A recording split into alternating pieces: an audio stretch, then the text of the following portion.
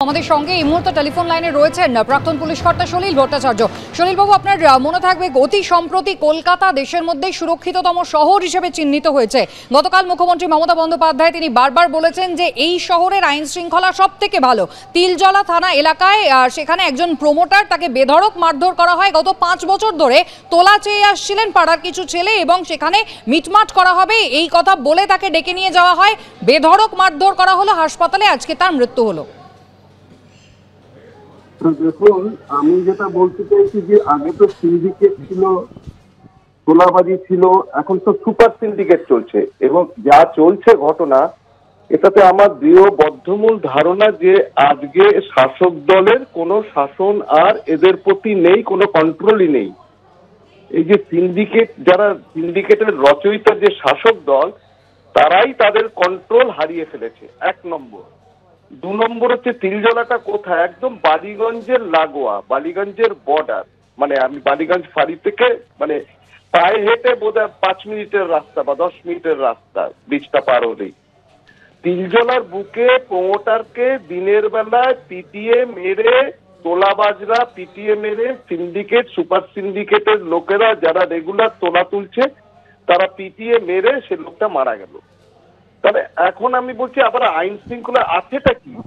আজকে 5 দিন হয়ে গেল, আজকে শাহজাহানের মতো লোক যে দিনের বেলায় তার নেতৃত্বে, তার অ্যাবেটমেন্টে ওখানকার 5 থেকে 700 দুষ্কৃতকারী তারা গিয়ে হামলা করলো, ইডির অফিসারদের মারলো, সংবাদ মাধ্যমের যারা কর্মচারী বা জার্নালিস্ট, যারা রিপোর্টার যারা, তাদের পেটালো, তাদের ক্যামেরা ভাঙলো, তাদের মেশিনপত্র ভাঙলো। তারপরেও কিন্তু পুলিশকে ধারে পাশে 1 কিলোমিটার মধ্যে দেখা যায়নি, প্লেস অফ অকারেন্স ভিজিট করেনি এবং অত্যন্ত লঘুতম ধারাতে মামলা দায়ের করেছে এবং তার ধরার আমি আর কোনো ভবিষ্যৎ বা আশা এখনো দেখতে পাচ্ছি না।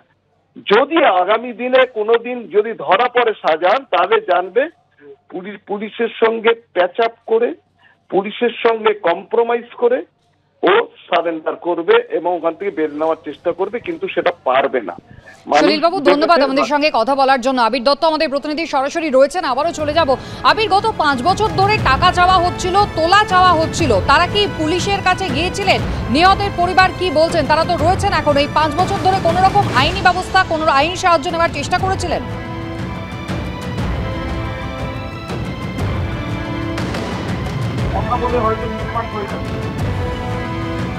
কথা বলে হয়তো মিটমাট হয়ে যাবে, কিন্তু তারপরে যখন রবিবার দিন ফোন আসে, সেই মিটমাট করার জন্যই তারা যখন সেখানে যান, তখনই এইভাবে ওই সাদেক খানকে মারধর করা হয়েছে বলে পরিবারের তরফ থেকে বলা হচ্ছে এবং তারপরেই তারা লিখিতভাবে অভিযোগ করেছেন। ইতিমধ্যে কলকাতা পুলিশের অ্যান্টি রাউডি সেকশন অর্থাৎ ARS এর তরফ থেকে, গুন্ডা দমন শাখা, তাদের তরফ থেকে অফিসাররা তারা এসেছেন এবং তারা এখানে এসে তিলজলা থানাতে যারা তদন্তকারী আধিকারিক তাদের সঙ্গে কথা বলার জন্য এসেছেন এবং অভিযোগ উঠেছে যে বন্দুকের বাট দিয়ে মারা হয়েছে এবং অভিযোগ উঠেছে যে উইকেট বা হকি স্টিক দিয়ে মারধর করা হয়েছে। বাঁচাতে গেলে তাদের এক আত্মীয়, তাকেও বন্দুকের বাট দিয়ে মারা হয়েছে।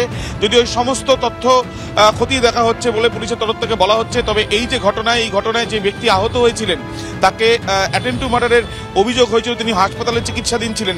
আজকে সকালে তার মৃত্যু হয়েছে। পরিবারের সদস্যরা যেটা প্রথম থেকে বলছেন যে তারা ইনসাফ চান বা তারা এই যে ঘটনার প্রকৃত তদন্ত চান। আরও একবার মৃত্যুকে বলছি দেখানোর জন্য কলকাতা পুলিশের অ্যান্টি রাউডি সেকশনের তরফ থেকে টিম বা গুন্ডা দমন শাখার তরফ থেকে তদন্তকারীরা তারা এসছেন।